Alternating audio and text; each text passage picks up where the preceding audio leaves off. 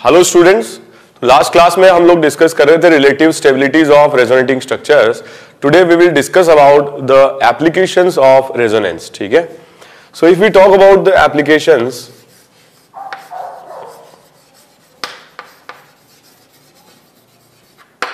Applications of resonance,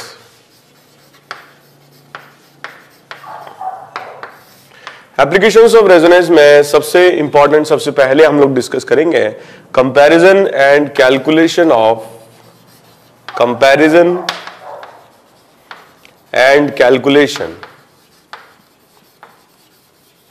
of bond order.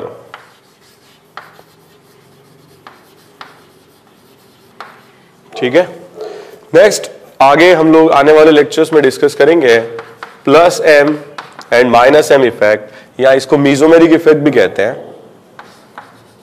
Mesomeric effect,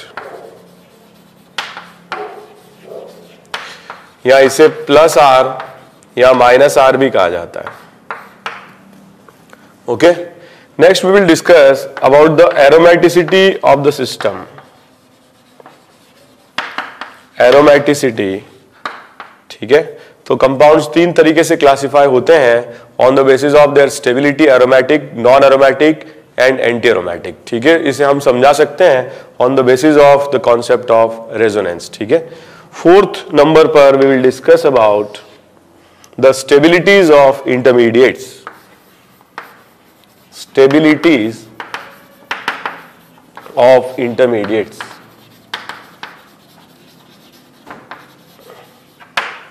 ठीक है, intermediates are those substances which are formed during the reaction and they gets destroyed before the completion of reaction. तो stabilities of intermediates we will focus, ठीक है, on the basis of resonance effect और on the basis of plus m and minus m effect. ठीक है, and last में हम लोग discuss करेंगे दूसरे फैक्टर्स जो इंपॉर्टेंट हो जाते हैं. ठीक है, concept of resonance, heat of combustion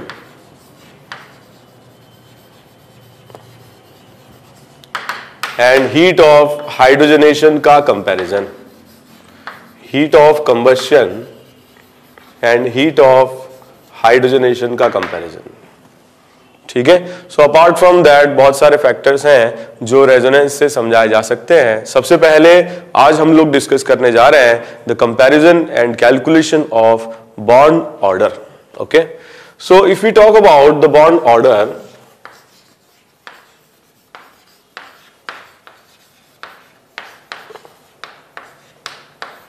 effectively दो एटम्स के बीच में जो आपस में बॉन्डेड है किसी मॉलिक्यूल में, उनमें प्रेजेंट नंबर ऑफ बॉन्ड्स को कहा जाता है bond order.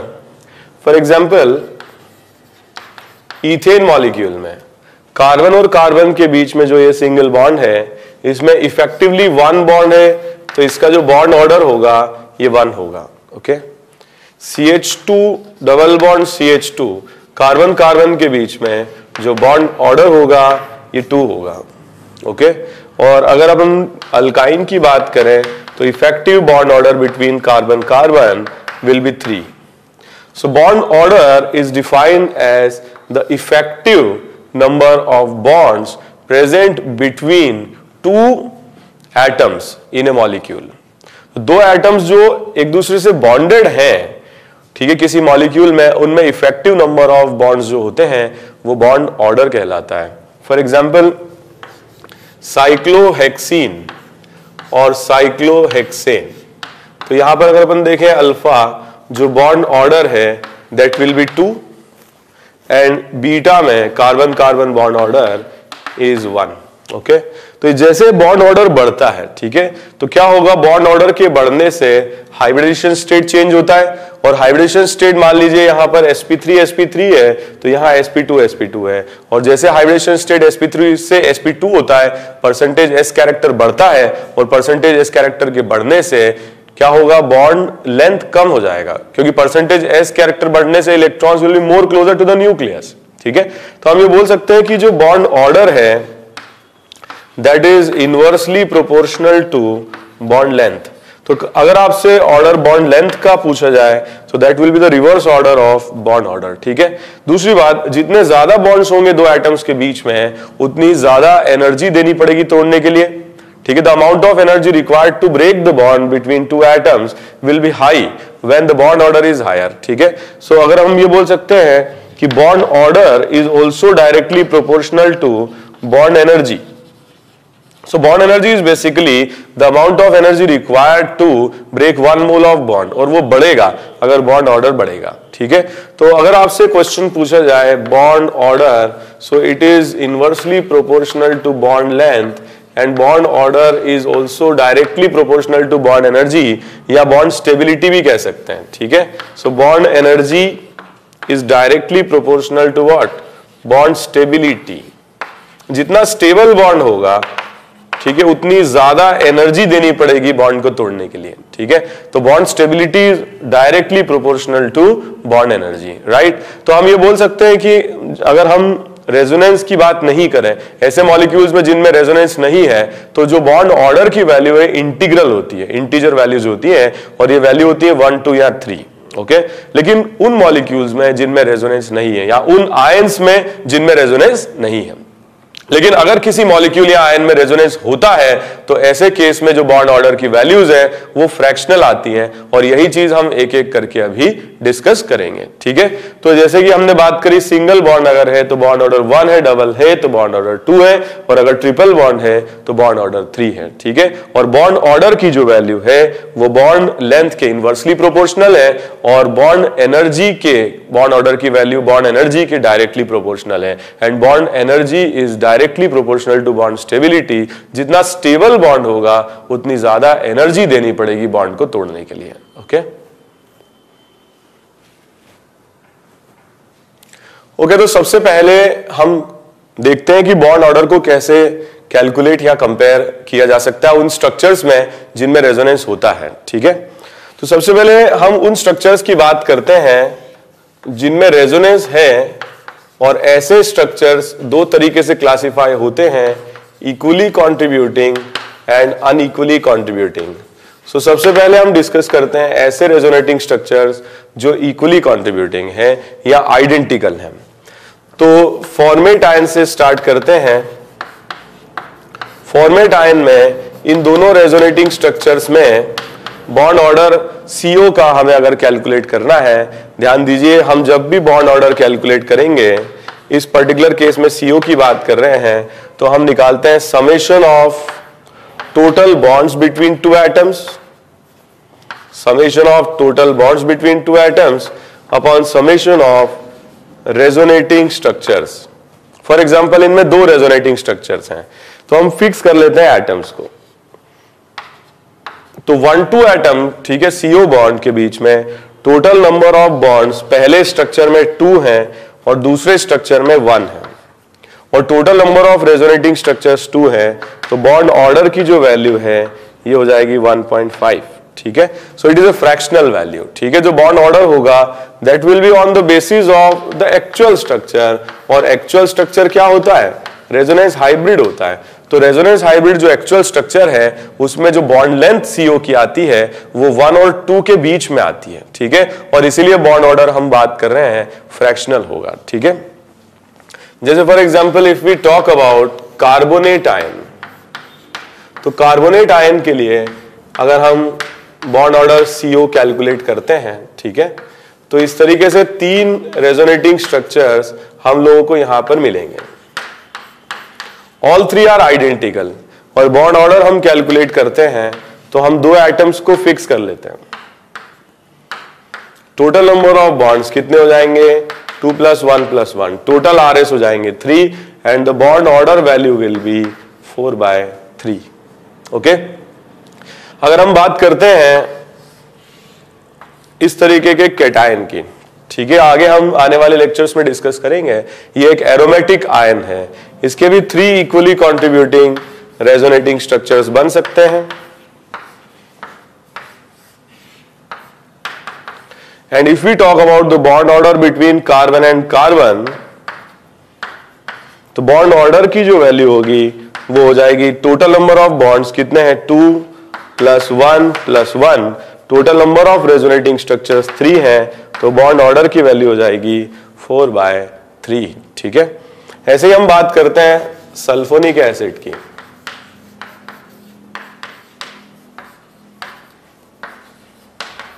Sulphonic acid equally contributing resonating structures 3 होंगे।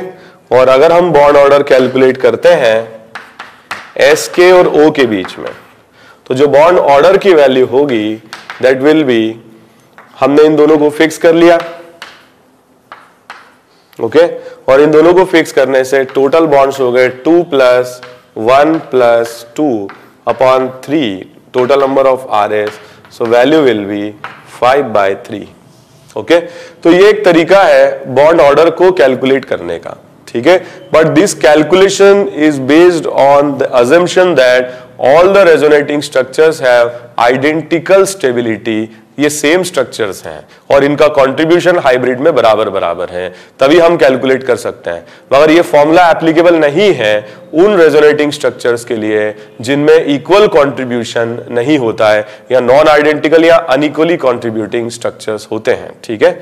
जैसे हमने फॉर्मूला लिखा है, ऐसे स्ट्रक्चर जिनमें कई सारे RS बनेंगे, 10 या 15 या 7 या 8 बनेंगे, उनमें थोड़ा सा अनकंफर्टेबल हो जाता है टोटल बॉन्ड्स को कैलकुलेट करना, ठीक है। तो एक ट्रिक है जिससे हम बॉन्ड ऑर्डर की वैल्यू को कैलकुलेट कर सकते हैं इक्वली कंट्रीब्यूटिंग रेजोनेटिंग स्ट्रक्चर्स में, ठीक है। जैसे इसी क्वेश्चन की अगर बात की जाए तो we can also calculate bond order as the sum of sigma plus pi upon sigma. तो जो एटम्स रेजोनेंस कर रहे हैं इसको हम एक्सक्लूड कर दें, ये रेजोनेंस का पार्ट नहीं है। जो रेजोनेंस कर रहे हैं वो ये 3 एटम्स हैं, ओके और 3 एटम्स में टोटल सिग्मा कितना हुआ 1 और 2, तो सिग्मा हो गया 2, पाई एक ही है अपॉन टोटल सिग्मा 1.5। ऐसे भी बॉन्ड ऑर्डर को कैलकुलेट किया जा सकता है। फॉर एग्जाम्पल कार्बोनेट आयन की बात करें तो बॉन्ड ऑर्डर अगर हमें और रेजोनेटिंग स्ट्रक्चर्स ड्रॉ नहीं करने हैं तो टोटल सिग्मा बॉन्ड हो जाएंगे 1, 2 एंड 3 एंड पाई बॉन्ड्स होंगे 1, so total number of sigma से डिवाइड कर दें, आंसर 4/3, राइट। जैसे इसमें अगर हमें बॉन्ड ऑर्डर कैलकुलेट करना है तो टोटल सिग्मा हो जाएंगे 3 और पाई बॉन्ड 1 है upon 3, so answer will be 4/3। Sulphate ion की अगर हम बात करें बॉन्ड ऑर्डर, ये बाहर है रेजोनेंस से, इसको छोड़ दें। जो रेजोनेंस कर रहे हैं उन एटम्स की बात करें, टोटल नंबर ऑफ सिग्मा 3 और total number of sigma 1, 2, 3, pi bonds 2 हैं upon total sigma 3, answer 5/3। Okay तो हम ऐसे भी निकाल सकते हैं by trick sigma plus pi upon sigma. Okay okay तो कुछ क्वेश्चन मैं आप लोगों को दे रहा हूं, इनमें आप बॉन्ड ऑर्डर की वैल्यू को कैलकुलेट करें। So bond order carbon carbon, ठीक है,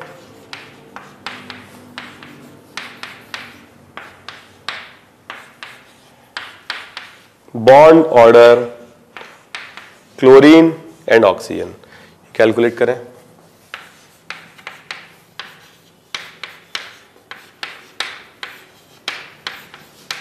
bond order P and O,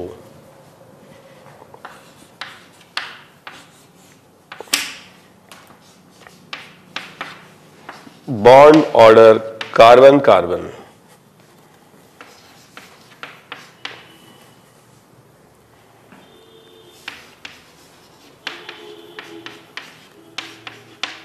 bond order carbon oxygen,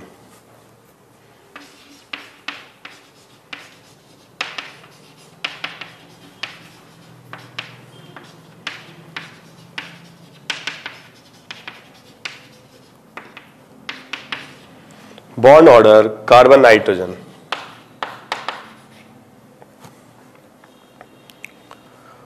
okay तो ये क्वेश्चंस अटेम्प्ट कर लीजिए, अगर टाइम लगे तो आप लोग पॉज करके अटेम्प्ट कर लें। Right, question number 1, bond order of carbon carbon, total sigma bonds है 5, पाई bonds 2 upon 5, answer 7/5। Okay chlorine और ऑक्सीजन के लिए bond order, total sigma bonds हैं 4, पाई बॉन्ड्स हैं 3 upon 4, answer 7/4। Okay bond order PO के बीच में, टोटल सिग्मा बॉन्ड्स हैं 4, पाई बॉन्ड है 1 अपॉन 4, आंसर 5/4। बेंजीन में carbon carbon bond order, total sigma bonds हैं 3, पाई बॉन्ड्स हैं 3, टोटल सिग्मा बॉन्ड्स हैं 6, पाई बॉन्ड से 3/6 1.5। ठीक है, अगर हम बात करें एसीटेट आयन के लिए बॉन्ड ऑर्डर, इसको हम एक्सक्लूड कर दें, रेजोनेंस का पार्ट नहीं है, रेजोनेंस इसी में होगा, double bond, single bond, lone pair, total sigma bonds 2, pi bond 1/2, answer 1.5। ठीक है, इसमें अगर अपन देखें carbon nitrogen bond order, total sigma bonds 2 + 1/2, तो bond order 1.5। Okay, unequally contributing resonating structures में बॉन्ड ऑर्डर की वैल्यू को कैलकुलेट नहीं किया जा सकता है। अनइक्वली कॉन्ट्रीब्यूटिंग, तो अनइक्वली कॉन्ट्रीब्यूटिंग जो होते हैं उनमें बॉन्ड ऑर्डर की वैल्यू को कैलकुलेट नहीं कर सकते हैं, क्योंकि दोनों जो स्ट्रक्चर या जो भी रेजोनेटिंग स्ट्रक्चर्स होते हैं उनका कंट्रीब्यूशन बराबर बराबर होता नहीं है, और अगर कंट्रीब्यूशन बराबर बराबर नहीं होता है तो ऐसे केस में हम एवरेजिंग नहीं कर सकते हैं। जो हम कर रहे हैं अभी इक्वली कंट्रीब्यूटिंग में वो एवरेजिंग ही तो है। यहां पर अगर हम देखें इन दोनों में ए और बी में बी ज्यादा स्टेबल है, तो जो बॉन्ड ऑर्डर हम बात करें 1 और 2 या CO के लिए, तो बॉन्ड ऑर्डर की जो वैल्यू है, ठीक है, बॉन्ड ऑर्डर की जो वैल्यू है ये 1 और 2 के बीच में तो आएगी, लेकिन हम ये नहीं कह सकते हैं कि एवरेजिंग करके हम 1.5 ले सकते हैं। ऐसे केस में CO जो बॉन्ड है ये वाला स्ट्रक्चर ज्यादा डोमिनेट करेगा क्योंकि ये मोर स्टेबल है, और इसमें बॉन्ड ऑर्डर की वैल्यू कितनी है, 1 है, तो जो वैल्यू एक्चुअल आएगी बॉन्ड ऑर्डर की वो 1 के क्लोज होगी। या हम ये बोल सकते हैं कि 1 से तो ज्यादा है, क्योंकि इसके अंदर पार्शियल डबल बॉन्ड कैरेक्टर तो है बिकॉज ऑफ रेजोनेंस। जब हम हाइब्रिड बनाएंगे तो इसमें पार्शियल बॉन्ड तो आएगा, बट पार्शियल बॉन्ड आएगा, लेकिन ये नहीं बोल सकते हैं कि 1.5 बॉन्ड ऑर्डर होगा। 1 से ज्यादा होगा ये बोल सकते हैं, बट 1 के क्लोज रहेगा क्योंकि ये स्ट्रक्चर ज्यादा स्टेबल है। तो जो ज्यादा स्टेबल स्ट्रक्चर होगा उसका बॉन्ड ऑर्डर ही क्या होगा, एक्चुअल बॉन्ड ऑर्डर के क्लोज रहेगा। ओके, तो हम ये बोल सकते हैं कि इसमें बॉन्ड ऑर्डर की वैल्यू 1 से ज्यादा है लेकिन 1.5 से कम है, या इसको हम पार्शियल डबल बॉन्ड कैरेक्टर भी कहते हैं। ठीक है, for example if we talk about chlorobenzene and we compare the bond order of chlorobenzene with 1-chlorocyclohexane. So if we name the bond as alpha and beta, the bond order of alpha will be more than the bond order of beta, क्योंकि यहां पर effectively 1 bond रहेगा, जबकि chlorobenzene में chlorine पर present lone pair benzene के pi bond के साथ रेजोनेंस शो करेगा, और रेजोनेंस शो करेगा तो इस तरीके से कार्बन के और क्लोरीन के बीच में डबल बॉन्ड आ जाएगा with the development of positive charge on chlorine and negative charge on carbon. जो एक्चुअल स्ट्रक्चर होगा इसमें बॉन्ड ऑर्डर 1 और 2 के बीच में रहेगा, ऑफ कोर्स 1 के क्लोज होगा मगर 1 से ज्यादा होगा, और इसलिए बॉन्ड ऑर्डर अल्फा का ज्यादा होगा। हम ये बोल सकते हैं कि carbon chlorine bond is stronger in when it is associated to benzene compared to that of cyclohexane। ये बोल सकते हैं कि हम जो क्लोरोबेंजीन है इसमें carbon chlorine bond is stronger because of partial double bond character, और आगे हम लोग आने वाले लेक्चर्स में डिस्कस करेंगे ऐसे बॉन्ड्स को डिसोसिएट कर पाना मुश्किल होता है, बॉन्ड एनर्जी ज्यादा होती है, बॉन्ड लेंथ कम होती है, और ऐसे कार्बन क्लोरीन बॉन्ड सब्स्टिट्यूट आसानी से नहीं होते हैं in nucleophilic substitution. Okay, so this is about the comparison. हम यहां कैलकुलेट नहीं कर रहे हैं बॉन्ड ऑर्डर कितना है, फ्रैक्शन में है या जो भी वैल्यू है, we are not interested in that, we are actually comparing the bond order of 1 carbon chlorine bond with another carbon chlorine bond. ठीक है, तो कुछ क्वेश्चन मैं इस पे आप लोगों को देता हूं, ठीक है, इसे आप कॉपी कर लें।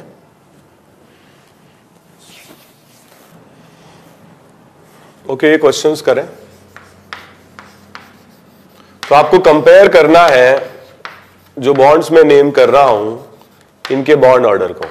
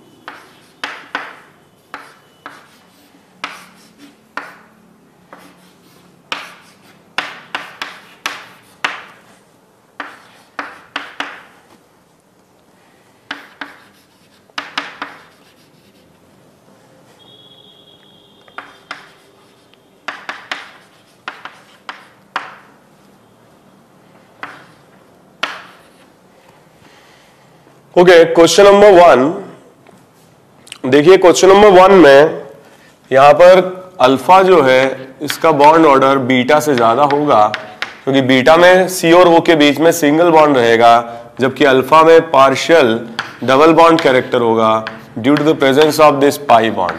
तो अल्फा का बॉन्ड ऑर्डर बीटा से ज्यादा होगा। सिमिलरली सेकेंड क्वेश्चन में नाइट्रोजन का लोन पेयर डबल बॉन्ड के साथ रेजोनेंस कर रहा है, तो अल्फा का बॉन्ड ऑर्डर बीटा से ज्यादा होगा। ठीक है। सिमिलरली यहां अगर अपन देखें तो एक अगर आप लोगों ने ये बना लिया हो कि रेजोनेंस से हमेशा बॉन्ड ऑर्डर बढ़ता है, ऐसा नहीं है। यहां पर जो अल्फा है, यहां बॉन्ड ऑर्डर कार्बन कार्बन के बीच में 2 है, जबकि because of resonating structure formation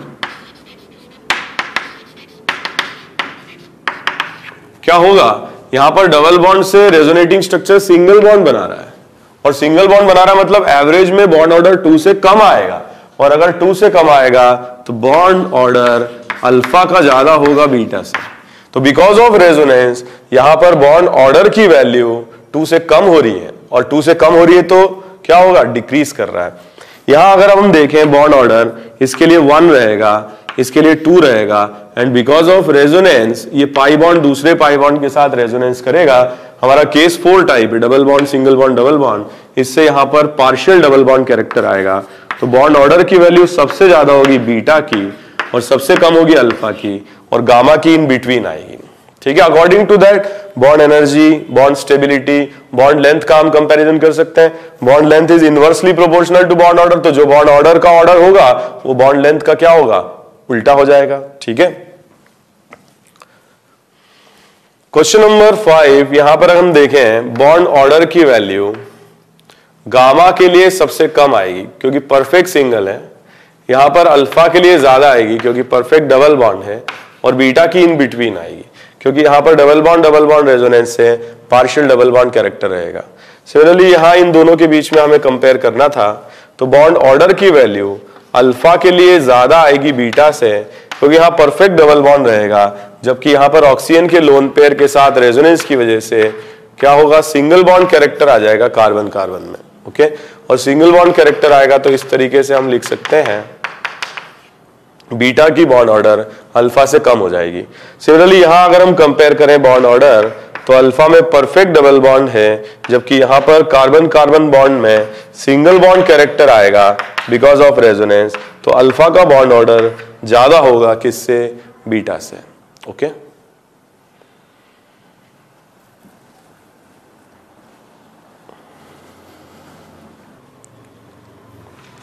okay, तो इसमें आप लोग बॉन्ड ऑर्डर की वैल्यू को कंपेयर करें।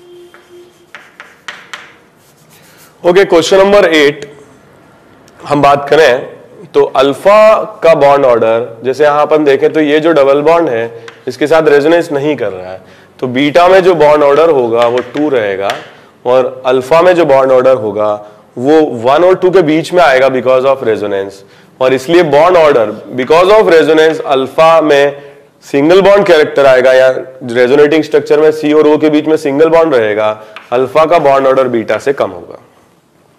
सिमिलरली यहां अगर अपन 9th क्वेश्चन में डिस्कस करें तो अल्फा में क्या होगा, परफेक्ट डबल बॉन्ड, और बीटा के साथ क्या होगा, ये पाई बॉन्ड और ये पाई बॉन्ड आपस में कॉन्जुगेटेड होंगे, रेजोनेंस करेंगे, इसलिए बीटा में जो बॉन्ड है डबल वो सिंगल में कन्वर्ट होगा, या हम ये बोल सकते हैं कि बीटा का बॉन्ड ऑर्डर अल्फा से कम होगा। If we compare in these 3 structures, bond order की वैल्यू सबसे ज्यादा रहेगी गामा में, क्योंकि परफेक्ट क्या है, डबल बॉन्ड है। बिकॉज ऑफ रेजोनेंस अल्फा में और बीटा में सिंगल बॉन्ड आएगा, but in case of alpha more number of resonating structures बनेंगे जिसमें सी और ओ के बीच में सिंगल बॉन्ड कैरेक्टर रहेगा, ठीक है।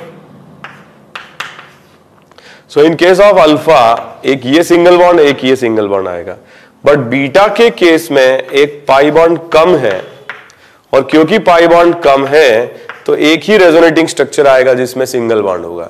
तो हम ये बोल सकते हैं अल्फा के केस में ज्यादा सिंगल बॉन्ड कंटेनिंग सीओ आ रहे हैं, ज्यादा रेजोनेटिंग स्ट्रक्चर्स में सीओ सिंगल बॉन्ड कैरी कर रहा है, इसलिए अल्फा का बॉन्ड ऑर्डर कम हो जाएगा किससे, बीटा से। तो ये ऑर्डर हमको मिलेगा सबसे ज्यादा गामा, फिर बीटा और फिर अल्फा।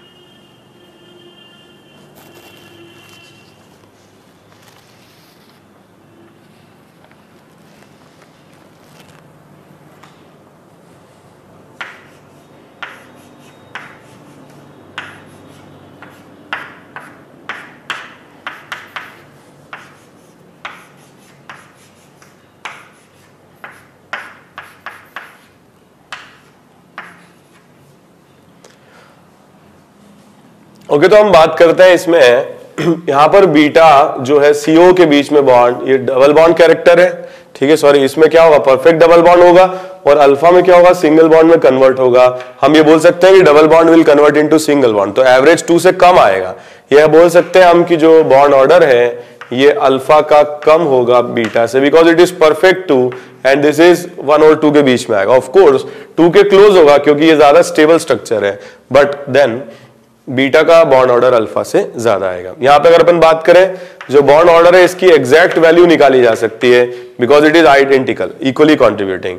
और यहां पर क्या होगा, जो बॉन्ड ऑर्डर की वैल्यू होगी वो निकाली तो नहीं जा सकती, कंपेयर की जा सकती है। इन दोनों में यहां पर तो सीओ के बीच में सिंगल बॉन्ड है और यहां डबल बॉन्ड है, मगर ये स्ट्रक्चर ज्यादा स्टेबल है, और ज्यादा स्टेबल है तो बॉन्ड ऑर्डर 1 के क्लोज रहेगा, और 1 के क्लोज रहेगा तो हम ये बोल सकते हैं कि जो बॉन्ड ऑर्डर है अल्फा का ज्यादा होगा बीटा से, ठीक है। तो ये 1 के क्लोज होगा क्योंकि मोर स्टेबल स्ट्रक्चर, इसी का कॉन्ट्रीब्यूशन रेजोनेंस हाइब्रिड में ज्यादा होता है, और इसी के अकॉर्डिंग हम बॉन्ड ऑर्डर की वैल्यू को डिसाइड भी करते हैं। ओके, इसमें अगर अपन देखें अल्फा और बीटा में दोनों ही में पार्शियल डबल बॉन्ड कैरेक्टर है। अभी हम क्या कर रहे थे, एक में फिक्स बॉन्ड ऑर्डर है, इंटीग्रल वैल्यू, एक में रेजोनेंस की वजह से पार्शियल है। यहां पर ऐसा क्वेश्चन है हमारे पास जिसके अंदर बॉन्ड ऑर्डर की वैल्यू दोनों में फ्रैक्शनल आएगी, मगर इस पर्टिकुलर क्वेश्चन में जो बॉन्ड ऑर्डर है वो ज्यादा डिक्रीज करेगा क्योंकि ज्यादा रेजोनेटिंग स्ट्रक्चर्स बनेंगे। देखिए, double bond single bond, double bond single bond, double bond single bond, double, ज्यादा नंबर ऑफ रेजोनेटिंग स्ट्रक्चर्स होंगे जिसमें सी और ओ के बीच में सिंगल बॉन्ड कैरेक्टर आएगा, और इसमें इतने नंबर ऑफ रेजोनेटिंग स्ट्रक्चर्स नहीं होंगे। तो यहां डबल बॉन्ड डोमिनेट करेगा और वहां सिंगल बॉन्ड डोमिनेट करेगा। हम ये बोल सकते हैं कि एवरेजिंग में बीटा का बॉन्ड ऑर्डर अल्फा से ज्यादा होगा क्योंकि यहां नंबर ऑफ आरएस जिनमें सिंगल बॉन्ड कैरेक्टर है वो कम है, और यहां नंबर ऑफ रेजोनेटिंग स्ट्रक्चर्स या आरएस जिनमें सिंगल बॉन्ड कैरेक्टर है वो ज्यादा है। ओके, तो बात करते हैं इन दोनों के लिए एक बहुत अच्छा क्वेश्चन है।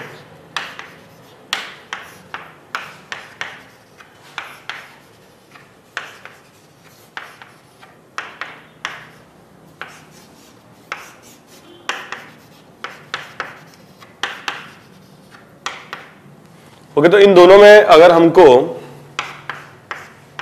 कैलकुलेट करना है बॉन्ड ऑर्डर, ओके, तो अल्फा और बीटा में जो बॉन्ड ऑर्डर की वैल्यू है वो अल्फा के लिए ज्यादा आएगी बीटा से।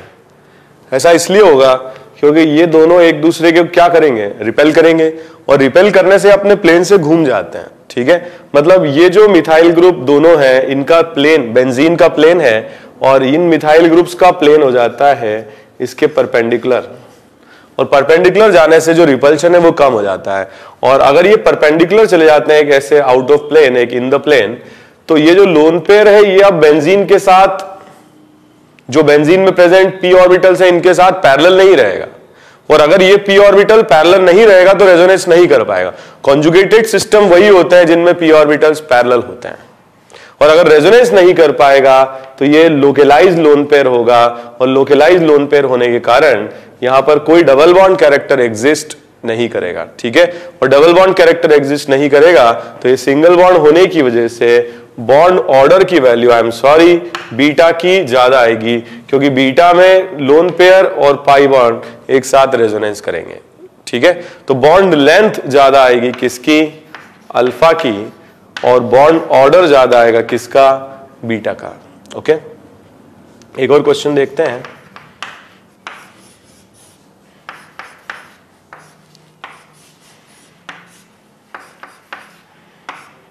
तो इन दोनों मॉलिक्यूल में अगर हम कंपेयर करें, अल्फा और बीटा का बॉन्ड ऑर्डर दोनों ही में पार्शियल रहेगा, मगर यहां पर एक ही रेजोनेटिंग स्ट्रक्चर बनेगा because of one pi bond.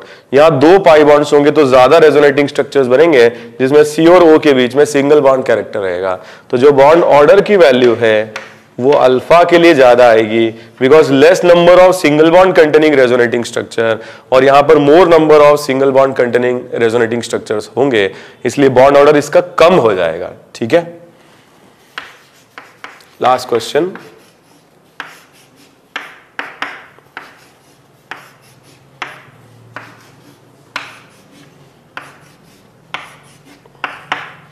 Okay तो अगर हमें ये चार बॉन्ड ऑर्डर्स दिए जाए, मतलब बॉन्ड दिए जाए alpha beta gamma delta naming करके, ठीक है, तो यहां पर इक्वली कंट्रीब्यूटिंग आरएस बनने के कारण बॉन्ड ऑर्डर 1.5 रहेगा।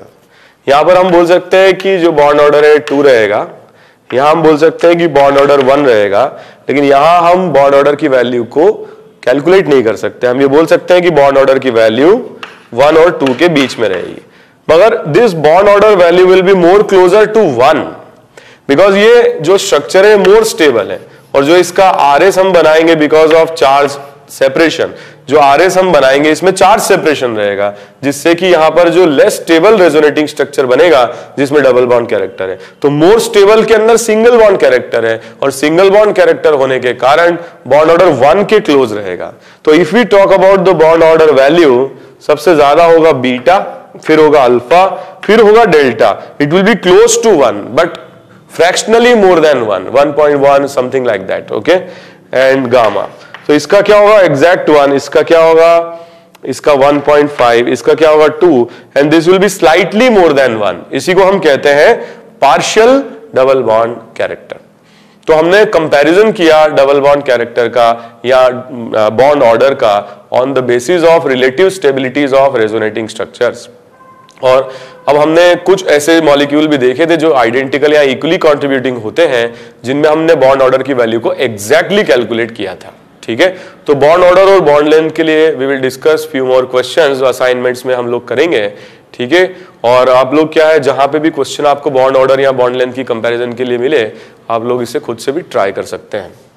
आगे हम लोग डिस्कस करेंगे the second application of resonance, that is plus m and minus m effect, which is electron donation through resonance, okay। तो आगे हम लोग डिस्कस करते हैं।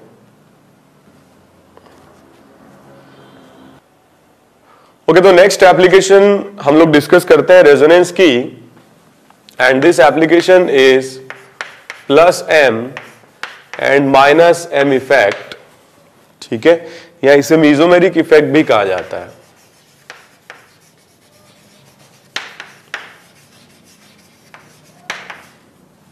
Mesomeric effect is basically the electron donation or electron withdrawal through resonance, ठीक है। जैसे हमने पढ़ा था inductive effect plus I and minus I, that is electron donation through sigma bond, इसका रेजोनेंस से कोई लेना देना नहीं इंडक्टिव इफेक्ट का, but mesomeric effect is related only through resonance, या कॉन्जुगेटेड सिस्टम में ही ये इफेक्ट हो सकता है, ठीक है। सो इट इज इलेक्ट्रॉन डोनेशन और इलेक्ट्रॉन विड्रॉल इन कॉन्जुगेटेड सिस्टम और द इलेक्ट्रॉन डोनेशन और इलेक्ट्रॉन विड्रॉल थ्रू रेजोनेंस। ठीक है, तो हम बात करते हैं प्लस एम इफेक्ट की। प्लस एम इफेक्ट को प्लस आर इफेक्ट भी कहा जाता है, या it is electron donating effect.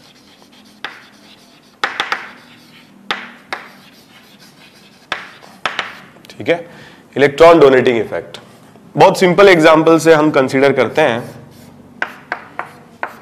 Benzene में यदि मैंने OH ग्रुप लगा दिया तो ऑक्सीजन एटम के पास है लोन पेयर, और ये लोन पेयर बेंजीन के साथ कॉन्जुगेट करेगा। जैसे कि हम पहले पढ़ चुके हैं 1, 2 एंड 3, डबल बॉन्ड की लोकेशन 1, 2 के बीच में और लोन पेयर 3 पर आ जाएगा। तो इस तरीके से हम इसका रेजोनेटिंग स्ट्रक्चर बना सकते हैं।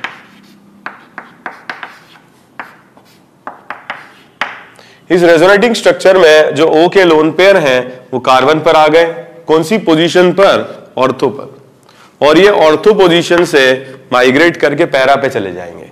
तो एक और जब हम इसका RS बनाएंगे तो इस तरीके से लोन पेयर की लोकेशन पैरा पर आ जाएगी। ठीक है, एक और हम इसका RS बनाते हैं तो ये लोन पेयर फिर से ऑर्थो पर आ जाता है। तो हम पहले भी बात कर रहे थे रेजोनेंस इफेक्ट से इलेक्ट्रॉन डेंसिटी बढ़ती या घटती है, लेकिन कहां पर? ऑर्थो और पैरा पोजीशन पर। मेटा पोजीशन पर इसका कोई फर्क नहीं पड़ता है। सो प्लस एम इफेक्ट और माइनस एम इफेक्ट, और अगर हम सिर्फ प्लस एम की बात करें, plus M is electron donating effect and plus M effect increase electron density at ortho and para position in benzene ring. Okay, कोई और कॉन्जुगेटेड सिस्टम है बेंजीन के अलावा तो हम इस तरह से देखते हैं ऑड नंबर वाली पोजीशंस पर ये इफेक्ट ट्रांसफर होता है। जैसे 1 से 3 पर जाएगा, ठीक है, सो 1 से 3 पर जाएगा, 3 से 5 पर, 5 से 7 पर, इस तरीके से बना सकते हैं।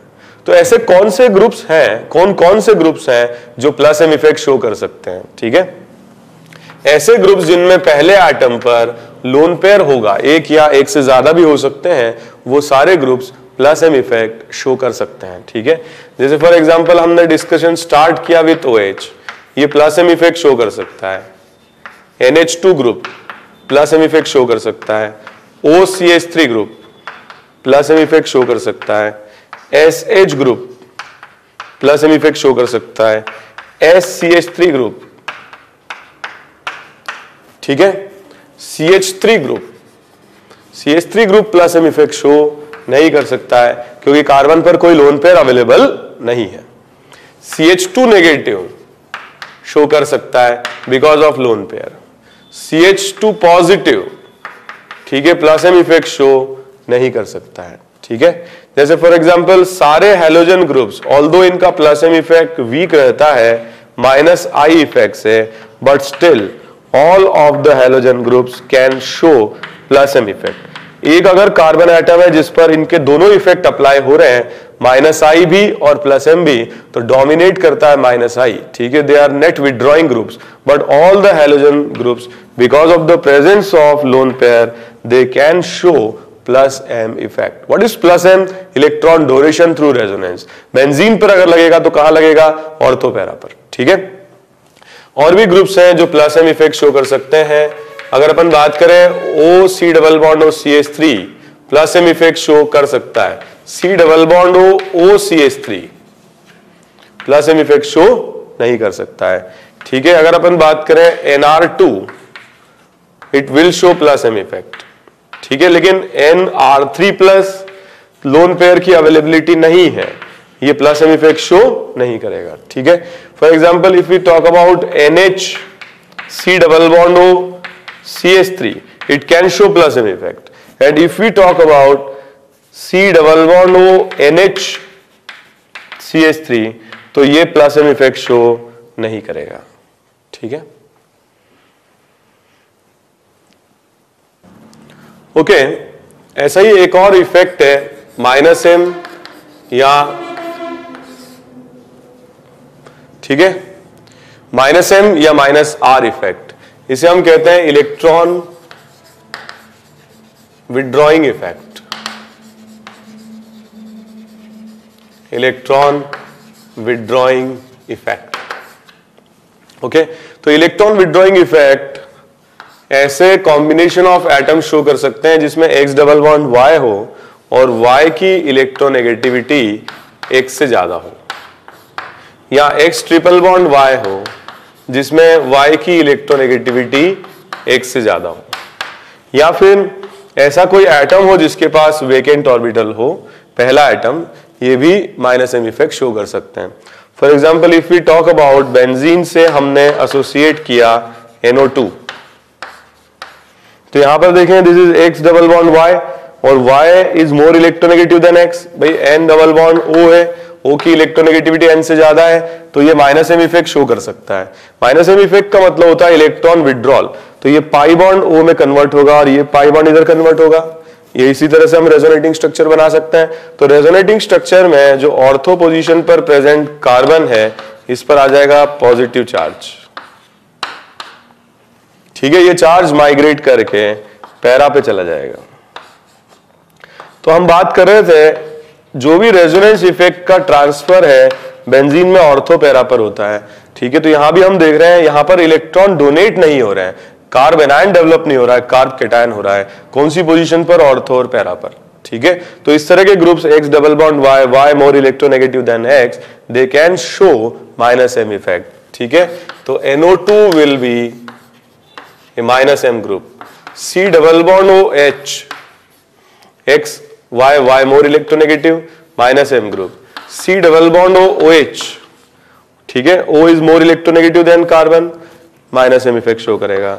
C double bond OCl, ठीक है, X और Y, Y more electronegative, minus m effect show करेगा। ठीक है, CCl3 ये माइनस m इफेक्ट शो नहीं करेगा क्योंकि CCl3 में सारे सिंगल बॉन्ड्स हैं, सिग्मा बॉन्ड्स हैं, माइनस m इफेक्ट शो नहीं करेगा। ठीक है, जैसे for example if you talk about C double bond OCH3, तो it is a minus m group, X double bond Y, Y more electronegative, C double bond NHPH, ठीक है, minus m group होगा। Okay, if you talk about NR3+, इसमें कोई vacant orbital नहीं है, ठीक है, कोई x double bond y triple bond y नहीं है, माइनस m इफेक्ट नहीं शो करेगा। C triple bond n, it will be a minus m group. If you talk about some other groups, for example CH2+, क्योंकि इस पर vacant orbital है, ये भी इलेक्ट्रॉन विड्रॉ कर सकता है। फॉर एग्जांपल अगर बेंजीन में हम एसोसिएट करते हैं CH2+ को, ओके, तो क्या होगा, ऑर्थो पोजीशन पर इलेक्ट्रॉन डेंसिटी कम हो जाएगी। अगर हम इसका रेजोनेटिंग स्ट्रक्चर बनाएंगे तो इस तरीके से बनेगा, ऑर्थो पे प्लस आएगा, तो ये CH2+ भी माइनस m ग्रुप है। BH2 वेकेंट ऑर्बिटल है, ये भी माइनस m ग्रुप है। ठीक है, तो माइनस m ग्रुप्स कौन से होते हैं? जो इलेक्ट्रॉन विड्रॉ करते हैं थ्रू रेजोनेंस, और इलेक्ट्रॉन विड्रॉइंग ग्रुप अगर रेजोनेंस के थ्रू बनते हैं, ठीक है, तो they are known as minus m या माइनस r ग्रुप। बेंजीन से जुड़ने पर इस तरीके के ग्रुप्स ऑर्थो और पैरा पोजीशन को इलेक्ट्रॉन डेफिशिएंट बना देते हैं। ठीक है, जबकि plus m groups electron rich बना देते हैं। तो एक बार हम लोग और डिस्कस करेंगे इसे हाइपर कॉन्जुगेशन में, तो we will discuss plus m and plus h, sorry plus m minus m with plus h and minus h। ठीक है, तो we will compare plus m minus m, plus h minus h and plus i minus i। ठीक है, in our coming lectures. आगे आने वाली class में मैं और आप लोगों को plus m minus m groups बताऊंगा, और कुछ ऐसे भी ग्रुप्स होते हैं जो दोनों इफेक्ट शो कर पाते हैं, प्लस m भी और माइनस m भी। ठीक है, तो इस तरह के जो ग्रुप्स होते हैं वो एडजस्टिव ग्रुप्स होते हैं, और एडजस्टिव ग्रुप्स के बारे में we will discuss in the next lecture. Okay, ये जो प्लस m माइनस m पढ़ा है, it affects the stability of intermediates form during the reaction. Intermediates जैसा कि हम बात कर रहे थे, कार्बोकेटायन, कार्बेनायन, फ्री रेडिकल, इनकी स्टेबिलिटी को अफेक्ट करते हैं, और स्टेबिलिटी को या तो बढ़ाते हैं या घटाते हैं। तो कैसे ये स्टेबिलिटी को अफेक्ट करते हैं, that we are going to discuss in the next class. Okay, so आज हमने डिस्कस किया अबाउट रेजोनेंस, और रेजोनेंस के बारे में हमने डिस्कस किया कि क्या एप्लीकेशंस रेजोनेंस की हो सकती हैं। First application was bond order, जो हमने डिस्कस किया on equally contributing RS and unequally contributing RS. Second application हम लोग डिस्कस कर रहे हैं, that is plus m effect and minus m effect. Okay, so see you in the next class.